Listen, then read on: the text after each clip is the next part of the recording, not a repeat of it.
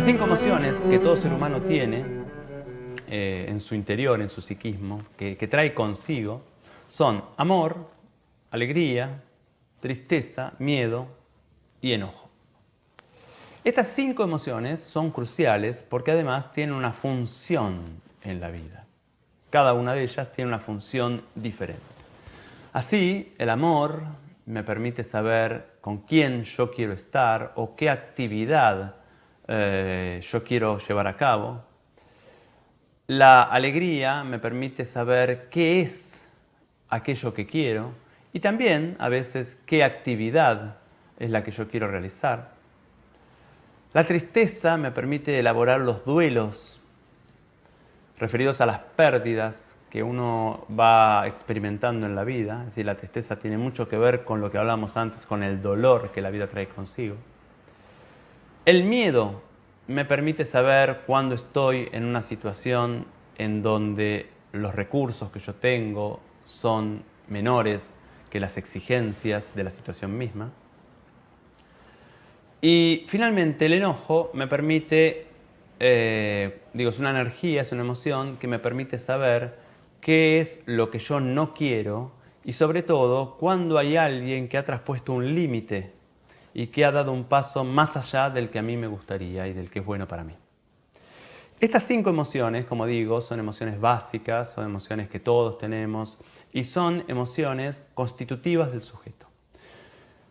Si quisiéramos dividirlas en grupos, podríamos dividirlas en 2 grupos, que podrían ser las placenteras, ahí incluiríamos al amor y a la alegría, y las displacenteras, que incluirían a la tristeza, al miedo y al enojo.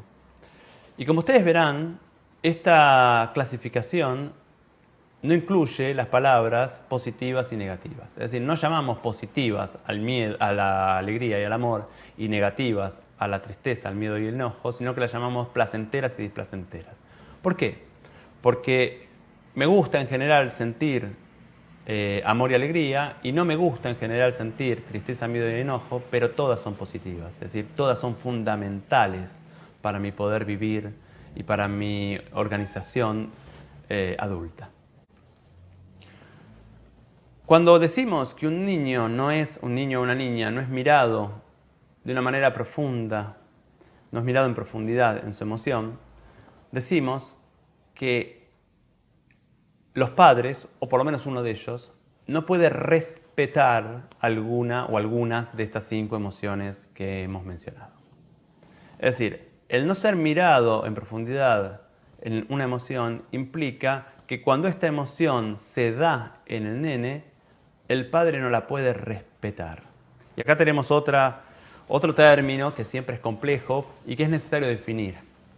Respetar significa que, en este caso el padre, reconoce el derecho de la existencia de esa emoción. Es decir, un padre que respeta a una emoción del hijo es un padre que reconoce que el hijo tiene derecho a sentir esto que siente. Fíjense que respetar o no respetar una emoción no es una acción, es una sensación interna del padre. Digo, yo puedo no respetar una emoción y no informarlo. Digo, yo puedo no respetar una emoción. Por ejemplo, vamos a poner un ejemplo. Mi hijo tiene miedo de meterse al agua, ¿no? Cuando se acerca al agua tiene miedo de meterse. Yo puedo ser un padre que cuando aparece este temor me parece mal, creo que debería ya meterse con menos problema, creo que ya debería poder entrar al agua y quizás hasta disfrutar de ella. Entonces cuando aparece el temor me parece mal, sin embargo puedo no expresárselo y puedo decirlo, bueno, no te preocupes, ¿sí? Quédate tranquilo, yo te acompaño. Sin embargo adentro no siento esto, adentro siento que mi hijo debería no ser así y debería entrar al agua como hacen otros nenes sin ningún problema y divirtiéndose.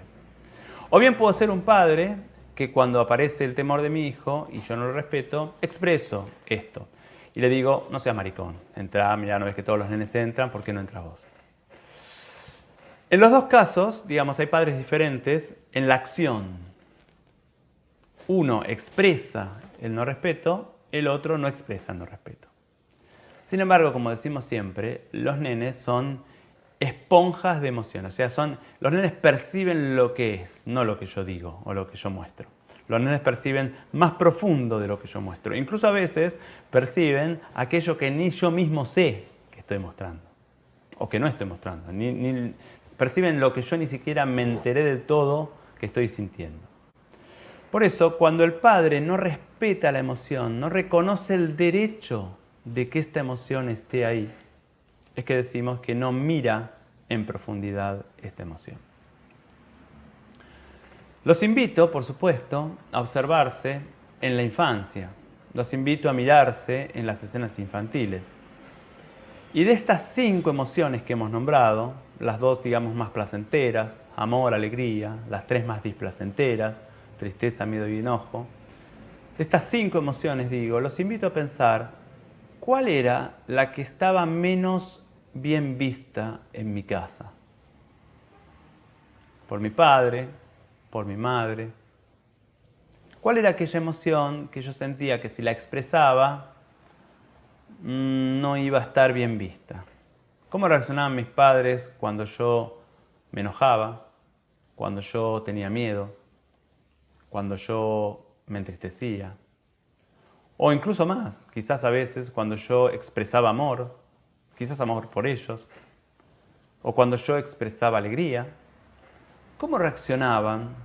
Y no solo cómo reaccionaban, cómo yo percibo que se sentían ante esta emoción. Los invito a buscar alguna escena, como siempre hacemos, como ustedes saben, esta formación es vivencial, o sea que todo lo que tratamos después de llevar a cabo con nuestros pacientes y nuestros alumnos, primero lo trabajamos con nosotros. Los invito entonces a buscar alguna escena en donde yo haya expresado alguna emoción, yo como niño haya expresado alguna emoción, y que esta emoción percibí o vi con claridad cómo no era respetada. Porque ¿qué pasa cuando un nene vive en un ámbito en donde una emoción, X, sea cual sea, no es verdaderamente respetada? ¿Qué es lo que sucede? Se le muestra al nene que cuando siente esto está mal. Voy a poner un ejemplo típico. El nene se pone a llorar y la mamá o el papá le dice, los hombres no lloran. ¿Qué hace un nene cuya tristeza no es respetada? A lo largo del tiempo, cuando la tristeza no es respetada, con el correr del tiempo, va aprendiendo a ocultarla. Porque justamente no solamente está triste por algo, por lo cual llora, sino que ahora, además de estar triste, recibe el reproche de los padres. Entonces tiene 2 problemas, no uno. Aprende a ocultarla. Y cuando aprende a ocultarla, la tristeza le queda oculta, queda en una zona de él y no puede, justamente, no puede salir, no puede expresarse y empieza a acumularse en su interior. Digo, la tristeza podría ser cualquiera de las emociones que mencioné anteriormente.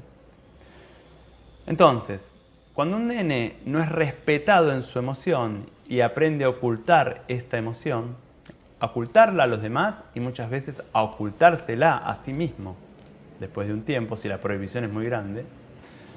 Cuando digo, un nene aprende a ocultar esta emoción a los demás y o a sí mismo, esta emoción es como el agua, se va acumulando, hasta que un día aparece toda de golpe por una escena o por una situación que no lo amerita.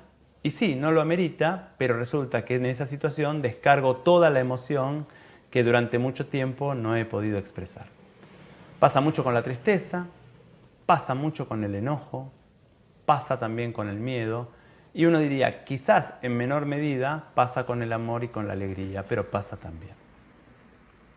Entonces, hemos visto, por lo menos una parte, de qué significa no ser mirado en profundidad en la emoción. A continuación veremos qué significa no ser mirado en profundidad en la necesidad.